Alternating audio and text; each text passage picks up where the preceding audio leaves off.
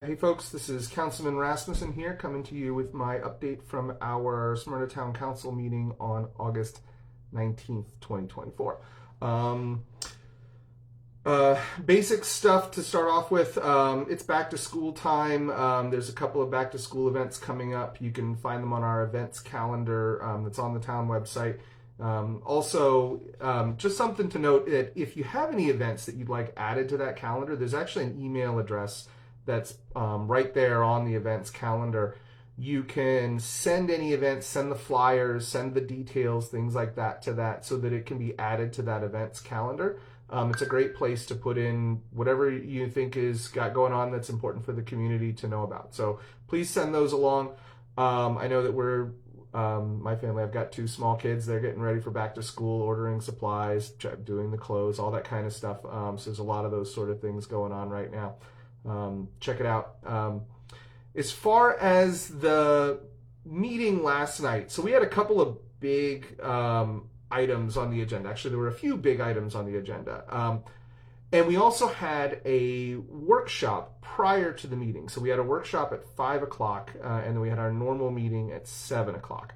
The workshop was specifically to go over the sort of progress on our budget and any updates or changes or things that the staff has identified at this point in the year.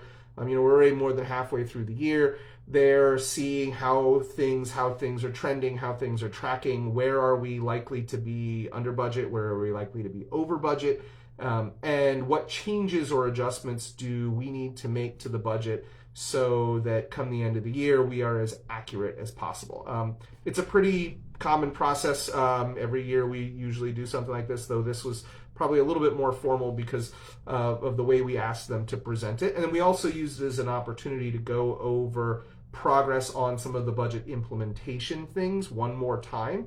I shared a bunch of details in one of my last videos about that. The town staff shared an update on it, but it was a chance to sort of revisit those things, talk about them again, to make sure that as many people know about them as we can. So I'm going to start off with the budget piece. It was it was a workshop, and then there was an agenda item because ultimately during the actual meeting we had to approve the changes to it. But I'm going to start off with the actual workshop information today. So a lot of the big changes over the course of the last 6 months since we've approved the budget, a lot of the things that the staff identified as places where we were likely tracking too low have to do with healthcare. Healthcare costs, we had expected and tried to budget for appropriately about a 27% increase in healthcare costs this year. I don't think that surprises anybody. Healthcare in this country is ridiculously expensive. And so we were tracking under budget in a number of different areas, almost all of which relating to health insurance. So we had a lot of changes that needed, a lot of line item budget areas that needed to be updated from this, and it was kind of no surprise. We had a few other items where we needed to increase what was originally budgeted because of changes that have happened this year. One is we were under, because we had to do our audit, and we're doing 2 audits this year, one from 2022 and also 2023, and because we don't have the staff in place in order to actually get a lot of this work done quickly, we had to rely more heavily on our auditors. I mentioned this at the last one. After we approved the audit, we also had to approve the payment for the audit. That requires us making a change to the budget because we will be over budget in our auditing fees by about $50,000 for this year. So we needed to move $50,000 into the audit line in order to be able to cover all of the expected audit fees that we have for this year. A couple of other things. One of the changes that we made, this is something we approved back in when we approved the budget that needed to be added. We're using our line of credit in order to purchase a couple of vehicles this year. 2 of them have been delivered. There will be 2 more that will likely be delivered towards the end of the year. So we need to make sure we had enough money in our debt service, or enough money in that budget line item to cover the debt service associated with that. That was expected. that we would see this change in this update.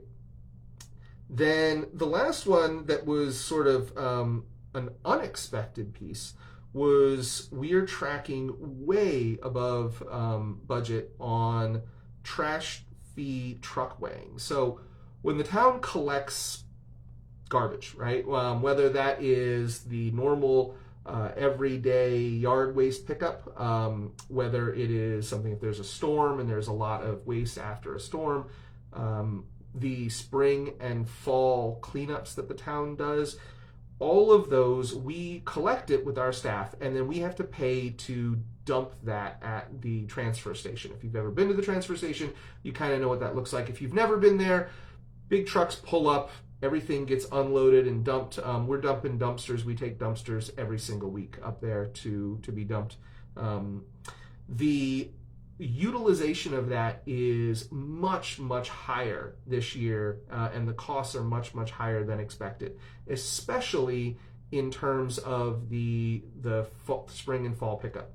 The amount of stuff that the town picked up at the spring pickup exceeded in those 2 weeks what we do in yard waste in most of the year, and because of that, we were under budget, and we expect the fall cleanup to be just as busy.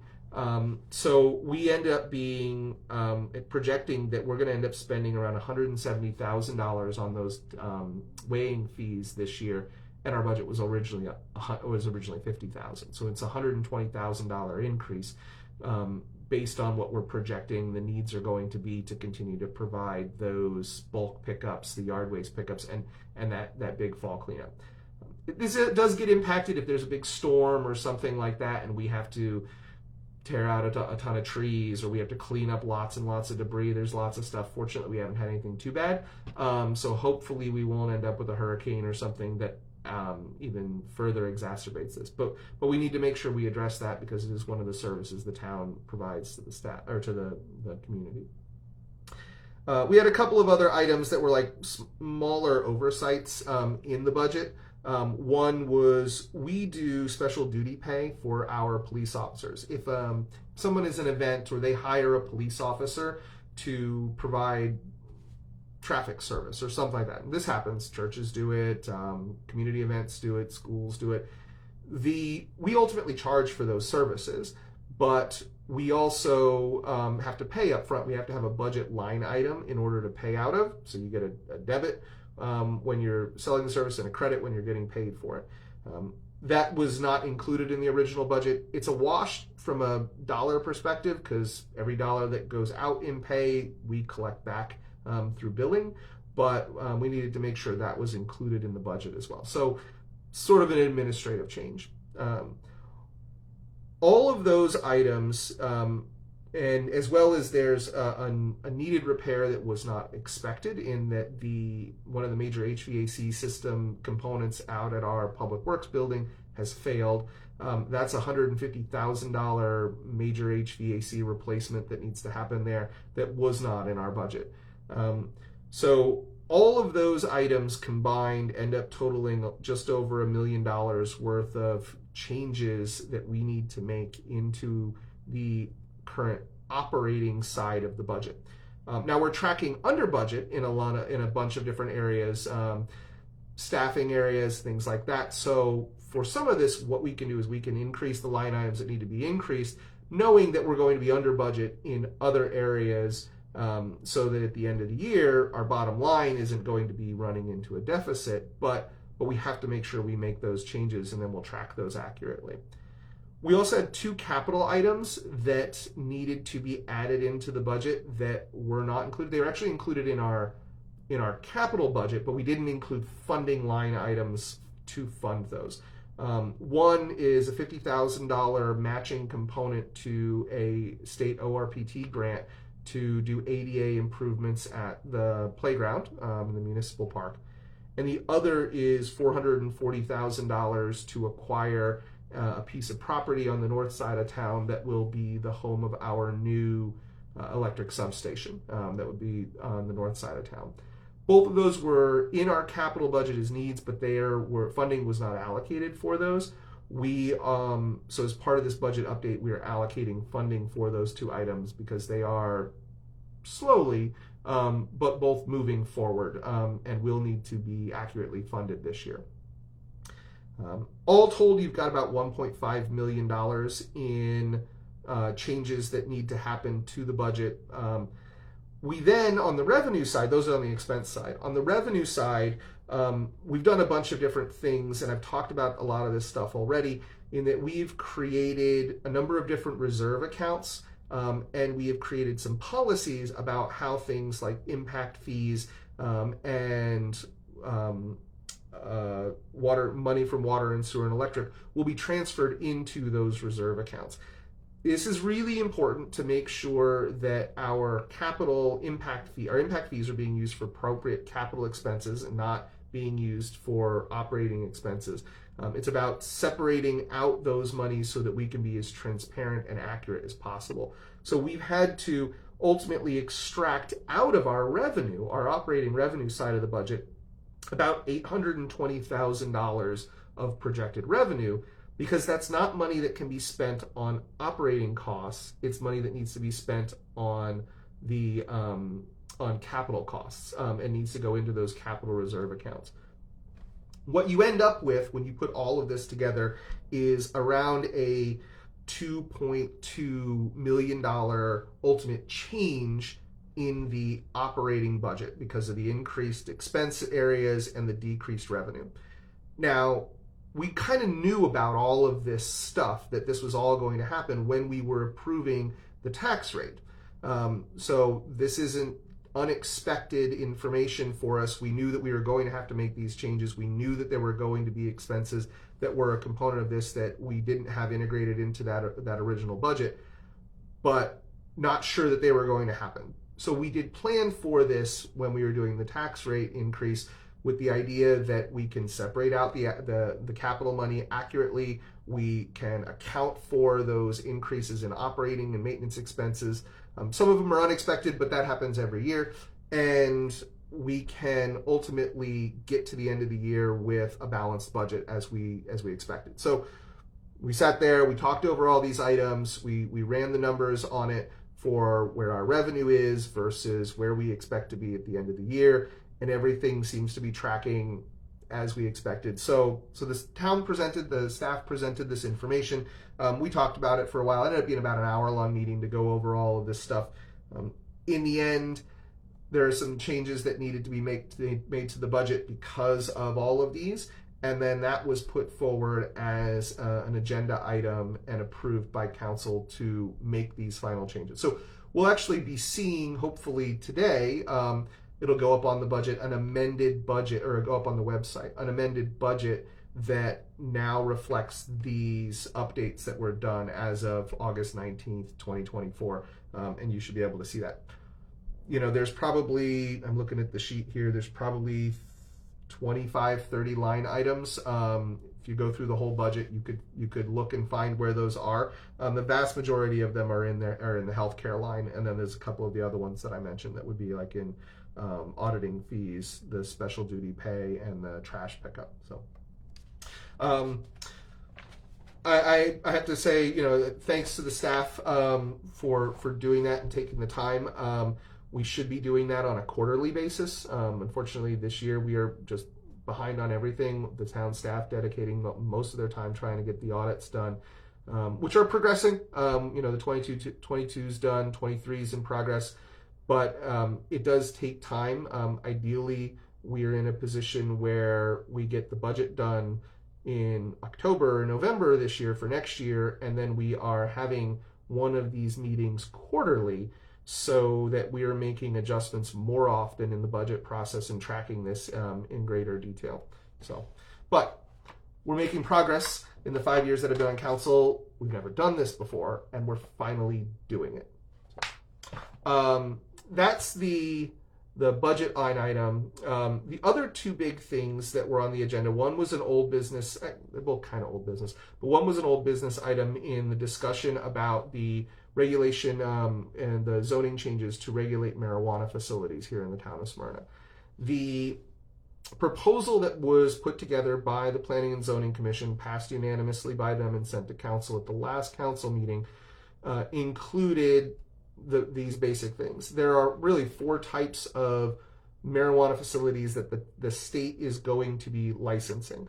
Cultivation facilities, so where it's grown; processing facilities, which is where it's turned into stuff; testing facilities, which is where testing is done; and then retail facilities.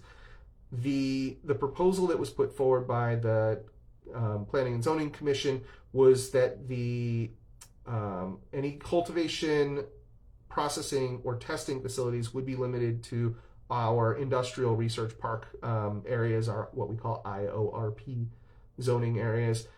Really, this is the Duck Creek Business Campus and the Smyrna Business Park are the 2 places in town that have this sort of zoning, and they make the most sense for these sort of more commercial uses. And then the 4th one, retail, the proposal was to limit it like we limit liquor stores, so that it's available in the shopping center commercial, the highway commercial, and the limited commercial areas in town. Think Route 13, Smyrna Mart Shopping Center, and Route 300 would be the areas that would allow that. The first meeting we had to discuss this, a lot of people showed up. There were a lot of questions about what do these facilities look like, and most people have never been to one before, either the cultivation facilities or the retail facilities. And so what we did is we ended up tabling it at the last meeting to give people more time to go out and do more research. It's broadly supported. 70% of the population in this country now supports this. It's like 2-to-1 ratio here in Delaware. Across the board, it is all age groups, all ethnicities, all genders. This is something that is generally very, very well supported. And the town, rather than kind of let this happen around us, I think smartly took the initiative to say, okay, we realize this is going to happen. Let's set the ground rules for how we will allow this to happen in our community. And I think what they put forward is very strong. We did have the mayor, one of our council members, and a couple of community members did go out and tour one of the growing facilities, SunMed, over in Maryland. Learned a lot. One of our staff members was also able to attend that. Some of our council members made an effort to go out and go and see other facilities, retail facilities, to see what these look like. I've been to some of these before, so I kind of have a good idea, but I think there was a little bit of surprise that these don't look like, bong shops. They're very, very well run, very clean, very customer focused retail establishments. It's very different than what most people expect. But you got to see it to believe it. So if you've not been to any of these facilities, even if you don't partake, just go and check it out and learn. There's a ton of knowledge and things, and it's going to be part of our world going forward. So it's worth spending the time to understand it a little bit better if you've got questions or concerns. And if you want to go tour the SunMed facility, you can actually go on their website. They book regular tours. You can go and check it out, and the tour is fantastic. Lots and lots of information. They got 200 people who work out there. They got a pastry chef. They've got a full kitchen. It's a pretty cool place. It's like the biggest one on the East Coast. So worth going to check out. It's right down the street from here if you're interested. In the end, the council voted to approve the ordinance to make the zoning change. So we have approved, as recommended by the Planning and Zoning Commission, that we will allow as I described earlier, marijuana facilities to locate in the town center. It doesn't mean that they are going to. We don't have anybody who has been pounding on the door trying to push this. It's being proactive so that as people are looking for where they want to locate these, right now the applications are open for applying for some of these licenses. If somebody is interested in locating in Smyrna, we now have a way that we can integrate them into our business community. So I'm happy that passed. I know not everybody is. There are people who are against it. I think there are people who are going to be against it for forever because people grew up and it was against the law. Even if it was made against the law for mostly the wrong reasons, I think no matter what, in something like this, people are going to object to it. In the end, it's legal. It's going to be being used in our community, regardless of whether it's being sold or produced in our community. And I think we just got to accept those things. We've got to figure out how we integrate it best into our community, and then we move on. So I'm happy that's done. The other big item, and this was there were a couple of bills that were actually, there was a presentation and then two ordinances that were part of this, is the update to our fire and EMS impact fees. So, bit of history here. Back in about 2003, the state created the ability for municipalities to create their own fire and ambulance impact fees. Impact fees are a fee that is charged to the developer of a piece of property when they're developing the property to help cover the capital costs associated with providing services to that. So if someone is going to build, a huge housing development, and we're going to need another ambulance station or another fire truck in order to make sure that we have enough capacity to continue the level of service that we currently offer in our town, these impact fees are intended to help offset those costs, to be able to pay for those capital needs associated with that development. The fees that were created back in 2000 and I believe 6 here in Smyrna, somewhere between 2003 and 2006, seem to have been just sort of made up. Not really sure. We can't find any justification for how those fees were done, what logic was applied to it, which isn't a great thing. Now, the fees were really, really, really low, so we've never had a developer or anybody complain about them because they were very, very, very low. And it seemed like a lot of other communities actually just literally copied exactly what we did. Smyrna was the first community in Delaware to actually implement these sort of fees. But because they weren't really based on an impact study and they haven't been updated in nearly 20 years, they really don't, what we currently have, don't really represent the true costs of building and maintaining the fire station and EMS station and the apparatus that are necessary in order to provide a level of service to our community.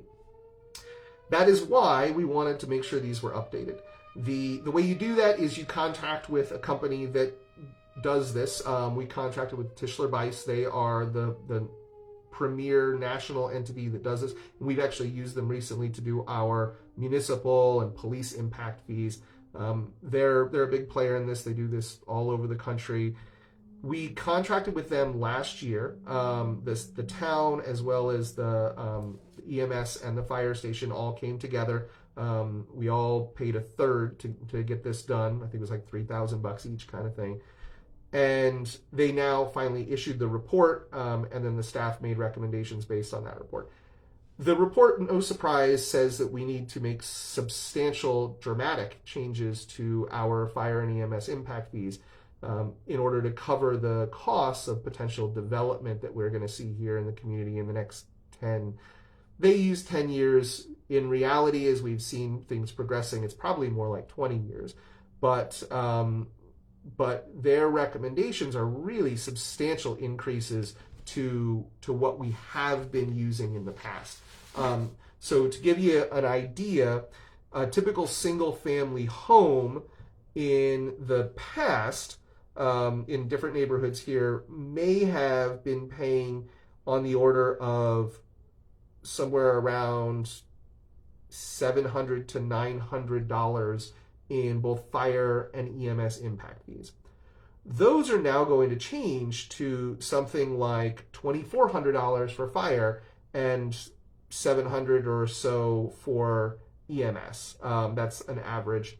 Depends on the home. It depends on a variety of different factors. But you're looking at a significant increase in the total amount that is likely to be collected for fire and impact and EMS, especially for fire. Fire is the place where we see the largest increase because the costs associated with fire equipment are huge.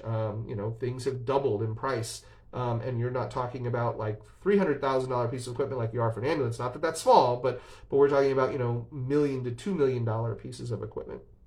So the largest change is in fire for sure. There's also a very substantial change, and this is a different way of calculating it, for the industrial, commercial, office, and institutional uses. So what we generally think of as commercial uses. With the largest of these really coming into play for the industrial uses, things that would be in our industrial park. The former system that we used had a cap of $37,500 on those buildings. Even on multifamily buildings, you build a 100-unit complex, $37,500. Now it's being applied per unit, so there's going to be a lot more money coming in when we're building those multi-unit sort of things, like what's going to be happening down at Simon's Corner. But when we look at industrial uses, so very large industrial parks, big buildings, the hospital that's going to be being built, those sort of things, they're going to see very substantial changes and increases, whereas you would have been, $7,000 for a project, you now may be a few $100,000 for a project. Now that raises concerns. When you're looking at residential growth, those numbers are factored into the cost of the house. If it costs them an extra $3,000 in impact fees, they're going to add that on and amortize it over the cost of the house. And you're going to see that reflected in ultimately in the mortgage. The estimate is you're looking at, like between $15 and $20 in increased mortgage costs, monthly mortgage fees, because of the increased cost of a typical single family home.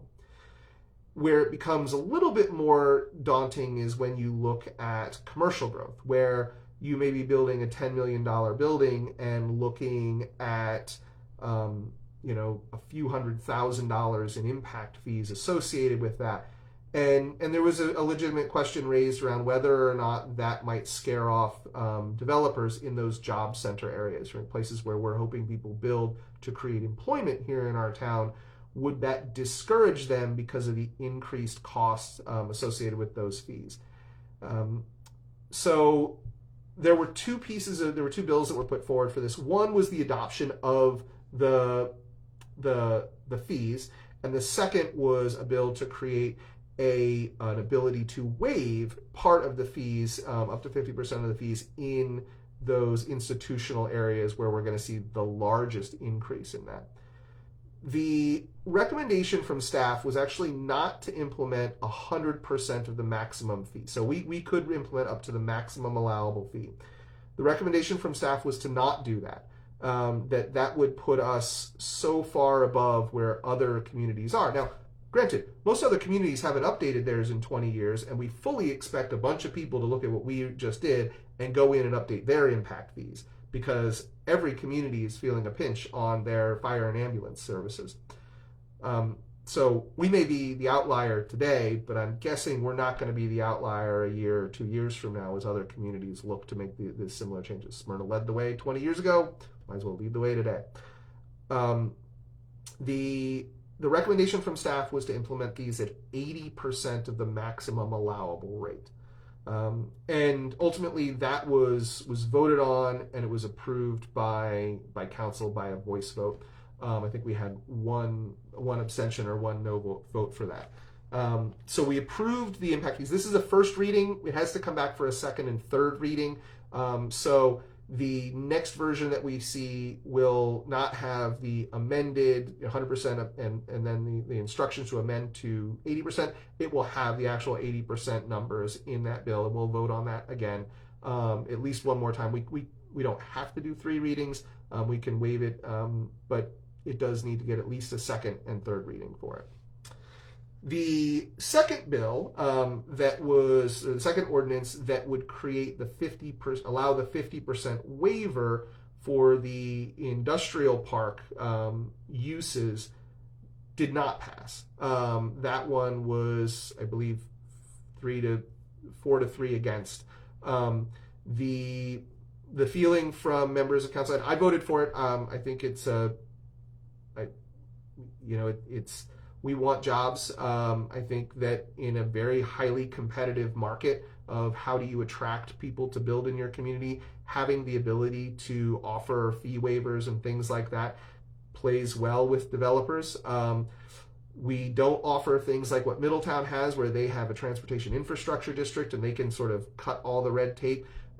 Smyrna never did that and never wanted to pay to do it, though I think it was a good idea. But it may be too late for us at this point. So that was a tool that I thought would be nice to have, to be able to offer that to developers in those industrial areas who are likely going to be building businesses that create jobs here in our community. But not everybody felt that way. Ultimately, there's the folks who thought that we shouldn't be offering anything to those developers, that if they want to be here, they're going to be here and they'll pay the fees either way. So that bill or that ordinance ultimately failed.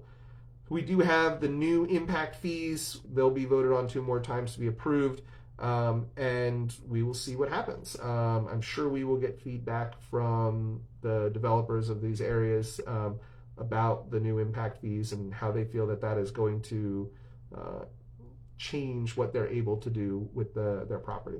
So, but those are the three big items. It was a long meeting between the 5 o'clock workshop and the normal meeting. We didn't get home till 9:30 or so last night. We did have an executive session. One part of that is trying to figure out, there's a historic property that the state is trying to give to us that it's taking a very long time, and creates a few different issues.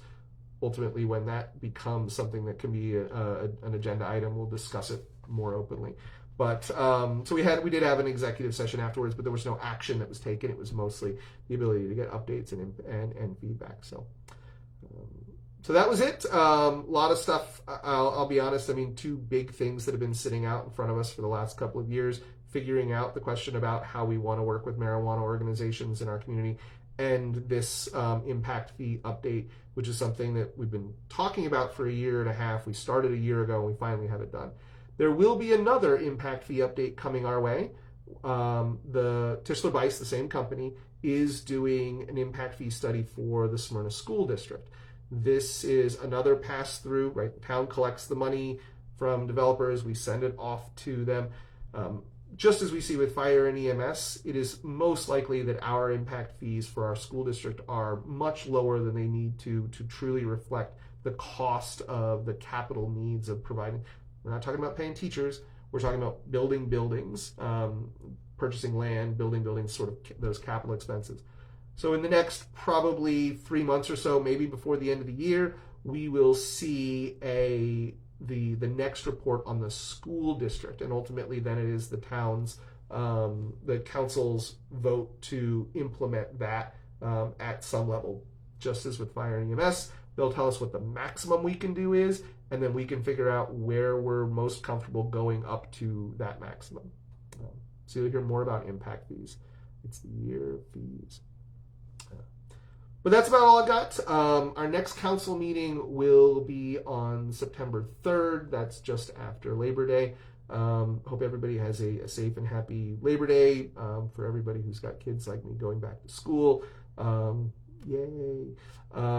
And as always, please reach out if you have questions. I'm happy to respond to respectful questions. Do my best to answer anything that I possibly can. Thank you. Take care. Have a great week.